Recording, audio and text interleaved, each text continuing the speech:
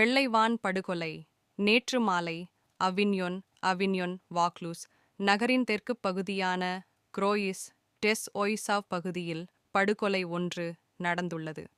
காவல்துறையினரின் தகவலின்படி நேற்று 7ஆம் திகதி மாலை 21 மணியளவில் இந்த படுகொலை நிகழ்ந்துள்ளது. இங்குள்ள லே செர்க்லே அருந்தகத்தில் 2 துப்பாக்கிச்சூட்டு காயங்களுடன் இந்த உடலம் காணப்பட்டுள்ளது. நெஞ்சிலும் மற்றையது தலையிலுமாக இந்த 2 துப்பாக்கிக் குண்டுகளும் பாய்ந்துள்ளன. இவர் 36 வயதுடையவர். ஒரு வெள்ளை நிற பொருட்கள் ஏற்றும் சிறு பாரூர்தி ஒன்றில் வந்தே துப்பாக்கி பிரயோகம் செய்யப்பட்டது என்றும் அந்த வாகனம் சிறிது தூரத்தில் தீக்கிரையாக்கப்பட்டுள்ளது என்றும் முதற்கட்ட தகவல்கள் தெரிவிக்கின்றன.